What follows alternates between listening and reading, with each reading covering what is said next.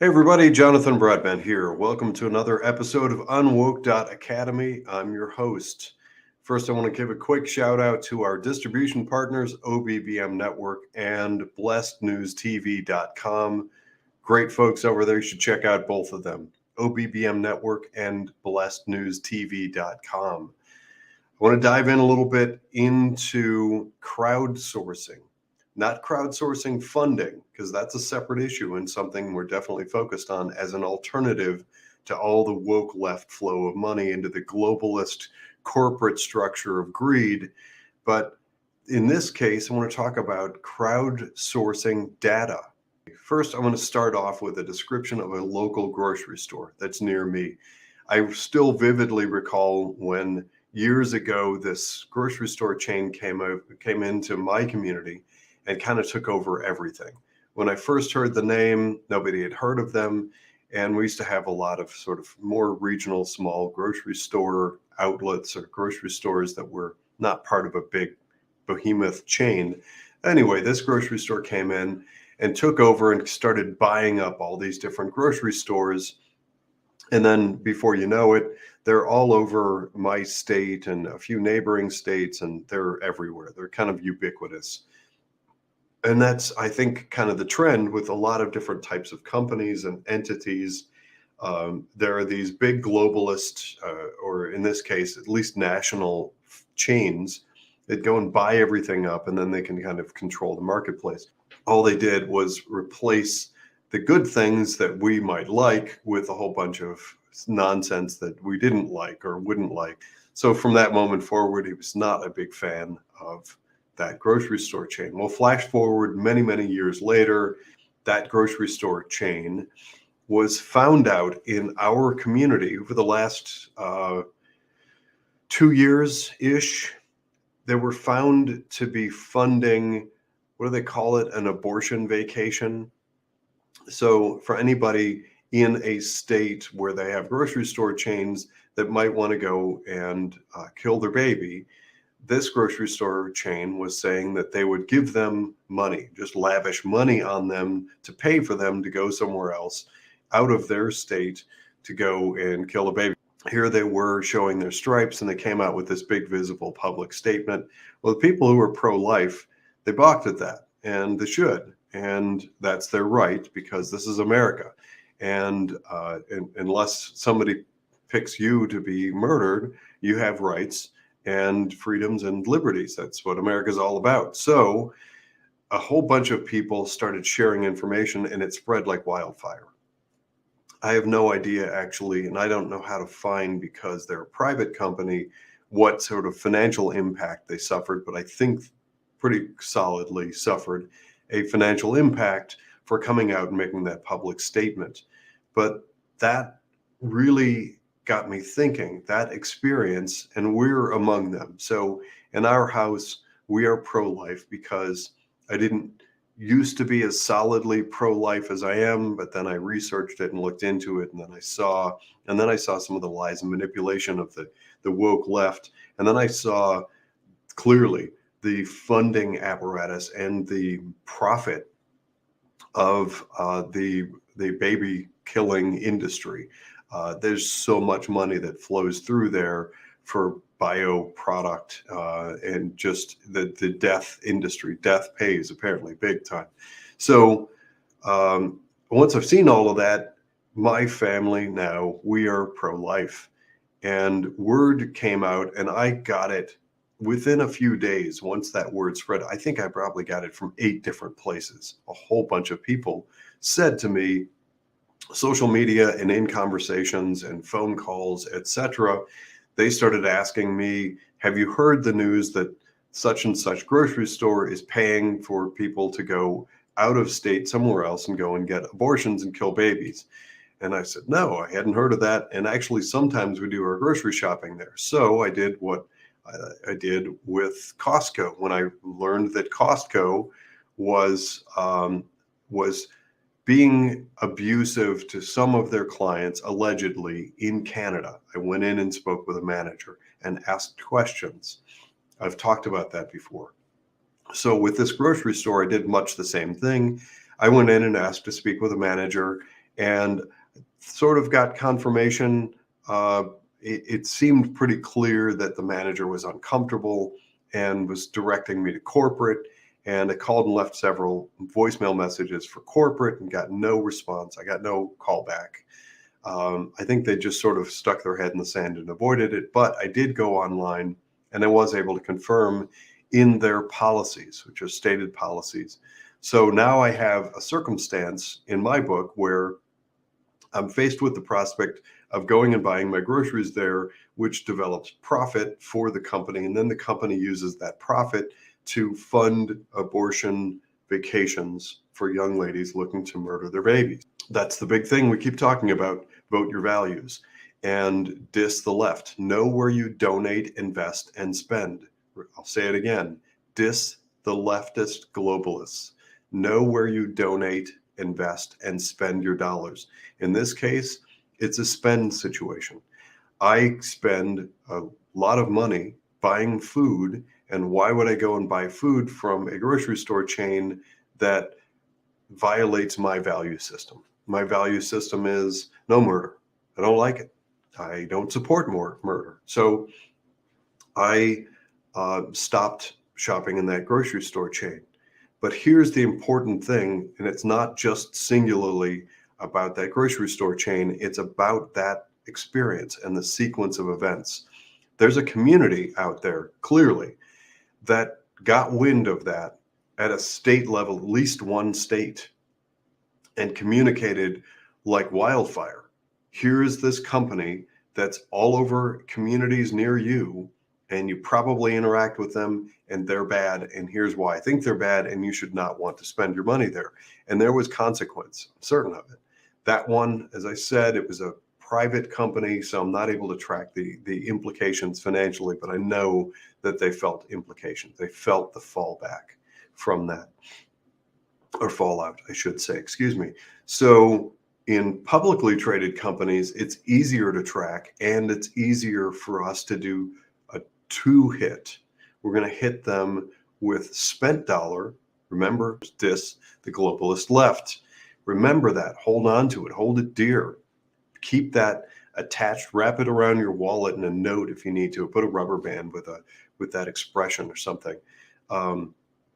But in that circumstance, we had a lot of people who were communicating on that.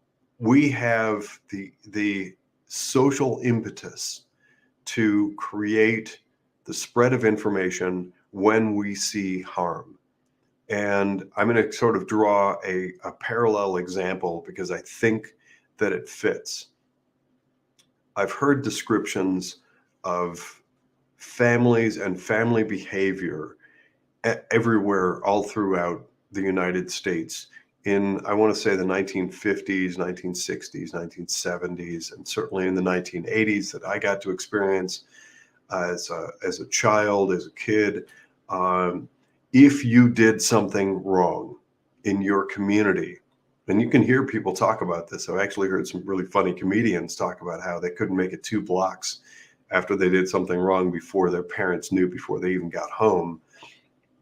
If there's something that happens that's bad in the community, the eyes of the community would catch it and work to fix that wrong thing. There still exists the impetus, the desire for people to do that.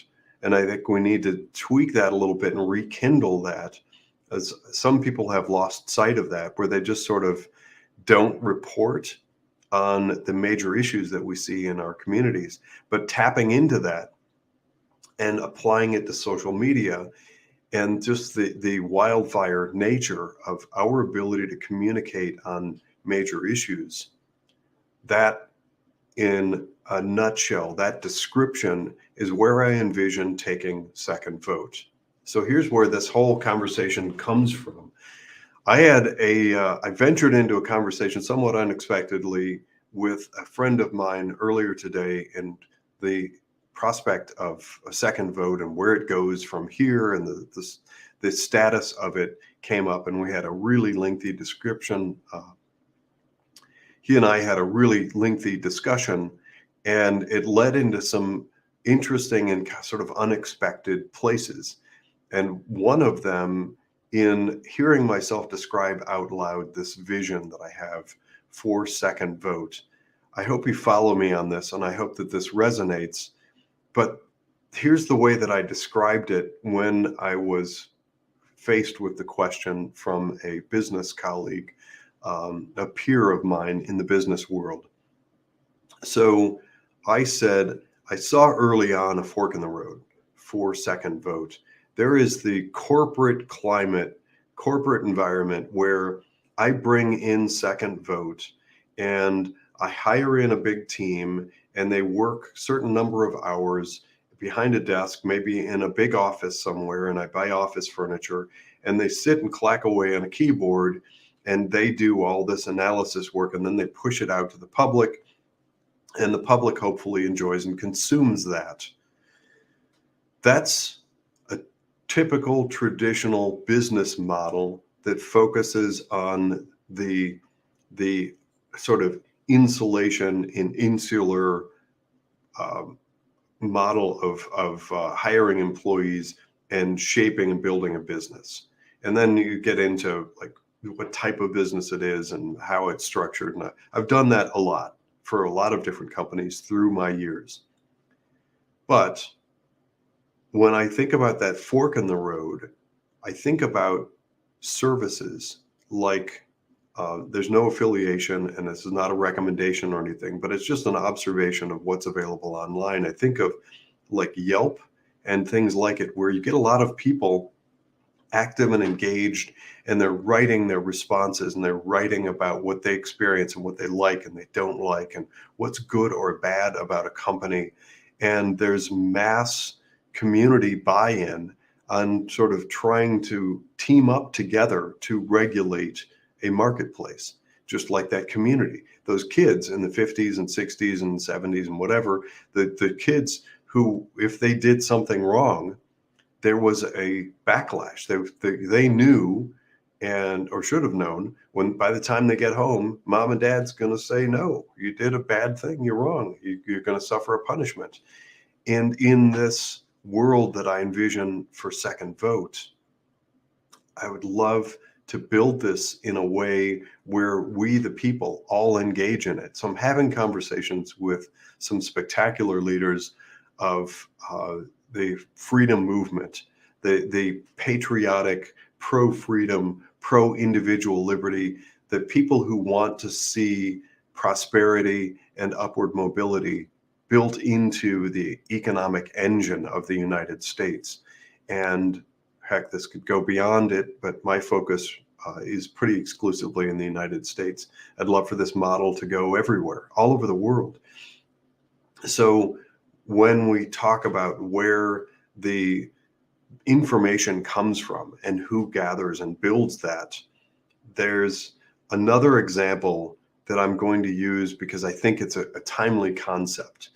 We have social media platforms where there's what I call the ministry of truth is stepping in. And we all know behind the scenes, it's the government, big government is stepping in, especially in an election year right now, 2024.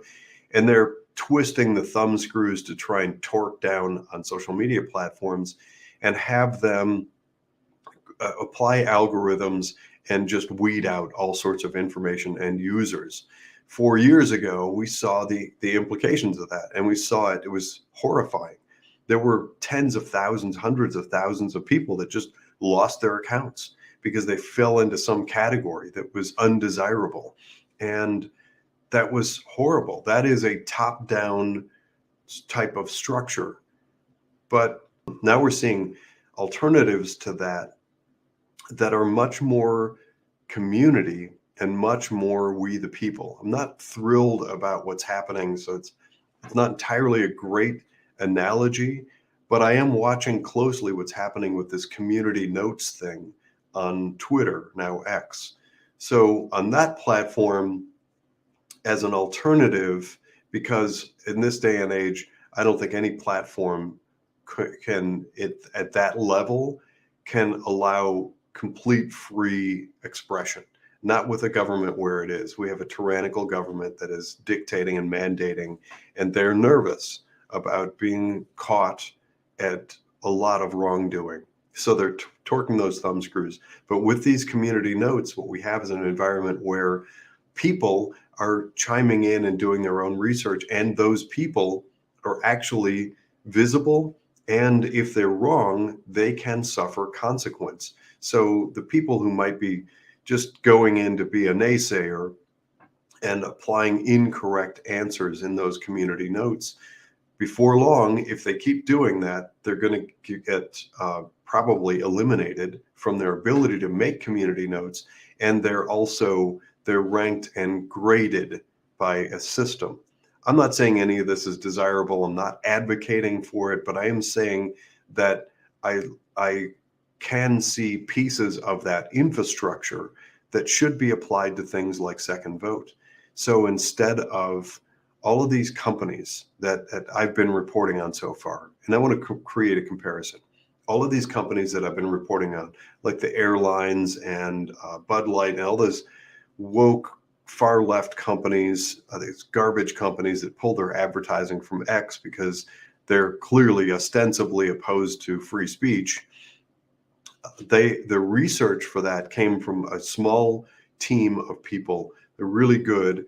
They worked some number of hours and they cost something, and there had to be a profit engine in order to pay for those people and the supplies and the equipment and the resources. And those were staff. That's staff people who create that.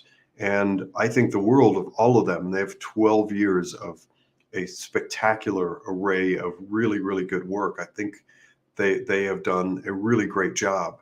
But when I envision where we go from here, and I see the prospect of another similar team or some of the same people, who knows, and I hire them, and I've got now this business infrastructure, and all of the information is built and developed and managed and then shipped out from this one sort of centralized thing, versus open architecture, we the people sort of initiative, where people are out there and they're flying and they're buying their cup of coffee and they're going into the sporting goods store and they're going into the hardware store and they're interacting and they're communicating with those corporations and those corporate entities and the nonprofits, and they're giving money and they're getting statements. And there are lots and lots of bright people out there who have insights into what those companies are doing.